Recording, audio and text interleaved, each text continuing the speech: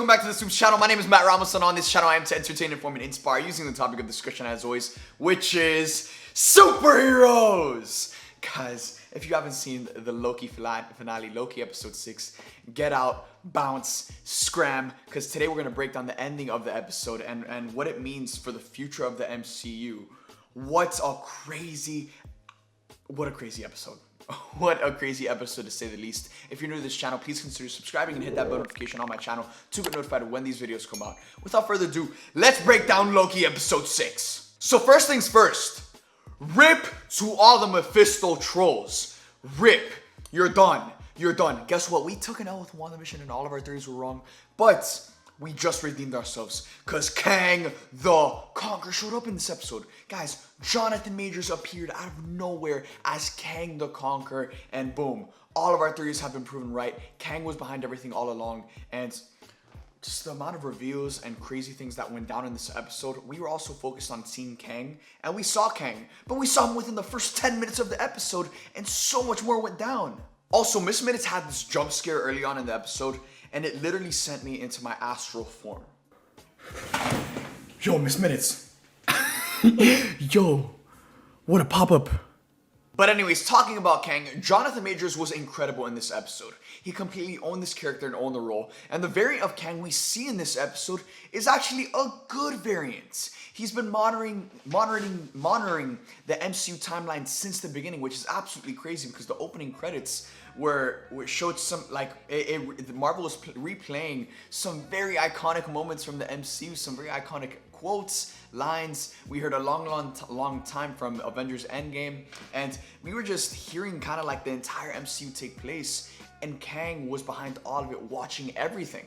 And we also get a scene where Kang is explaining his backstory, and it seems that he is Nathaniel Richards. He is a distant relative to Reed Richards, and because Jonathan Majors is of course African American, this means that they're probably gonna race bend Sue Storm and Reed Richards. So I'm sorry to all the people that wanted John Krasinski and Emily Blunt, but now that Kang is in the MCU and Nathaniel Richards is a distant relative to Reed Richards, I think it makes sense for them to race bend these characters and, you know, cast new actors into these roles. And one thing I love about this episode is that it wasn't an action-packed episode.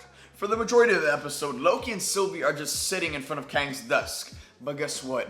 We are entertained. We are getting answers. And Kang presents them with this ultimatum. They could either kill Kang and take over, you know, his role in, you know, monitoring the timeline, or they could go work at the TVA and be the heads of the TVA. And Loki and Sylvie battle it out. But if Kang dies, then the multiverse will be created. The entire timeline, the entire secret timeline will get messed up. And that is what Kang has been protecting this entire time. So Loki and Sylvie start going at it because Loki believes that Kang is telling the truth and that they have to protect the sacred timeline, and maybe it's not such a bad thing for them to go back and rule the TVA. But Sylvie is a woman with blood in her brain. She's a woman with just, she's ready to slaughter this man right in front of her where he stands. And Sylvie and Loki battle it out, and it ends with Loki, you know, Loki and Sylvie kissing. They kiss, but with Sylvie being a Loki, she deceives Loki, pushes him through a portal, and sends him to an alternate TVA. Not the TVA we know and love, but an alternate TVA. And Sylvie ends up killing Kang, and the multiverse is born right in front of our eyes. And not only is the multiverse born, but all of the other evil Kang variants that the Kang in this episode warned us about, they are on the way. They are coming, and they are not playing games. And I just love how Marvel set up Kang the Conqueror in this episode. You know, we got to see him die, or I guess a good variant of him die, but we know that there are evil variants of Kang coming, and they are coming to take over everything. Not just one timeline, every timeline. So the episode ends with Loki at this alternate TVA that Sylvie sent him to, and he's warning everyone of what's coming. And I just love how Loki is speaking with so much fear. Like, he knows what's coming. It's almost like the way Hulk was talking about Thanos at the beginning of Infinity War and warning everyone that Thanos is coming. Loki's out here warning everyone a multiversal war is coming, and it's led by Kang. And he's extremely powerful. And the final shot of the episode is Loki looking up and seeing a statue of Kang the Conqueror. As of right now, we know that Kang's next appearance is going to be in Ant-Man and the Wasp: Quantumania, but with the way things played out, I wouldn't be surprised if we see him in Doctor Strange in the Multiverse of Madness. And speaking of that film, according to a new article by The Hollywood Reporter, it looks like we're probably gonna end up seeing Loki in that movie as well. And this wouldn't be a Supes video without me talking about Spider-Man No Way Home. And Loki just set up Spider-Man No Way Home in the most perfect fashion, with the entire multiverse being born, with alternate timelines and variants converging onto one another. It was just such a beautiful sight to see because we're literally looking at a multiverse that's in madness. So looking forward to Spider-Man No Way Home. Guys, I think that this is the reason why we haven't gotten a trailer for Spider-Man No Way Home yet. They were waiting for Loki to come out for it to all make sense, because we know we're gonna see multiversal themes in Spider-Man No Way Home, but now it's all going to make so much more sense now that we've seen the finale for Loki. And now the beautiful thing is that from now until August 11th, which is when Marvel's What If premieres on Disney+, Sony has a beautiful 3-week window where nothing's coming out, where they can drop this trailer. And guess what? After this Loki episode, all eyes are on Spider-Man No Way Home, as it's the next chapter in the Marvel Multiverse saga.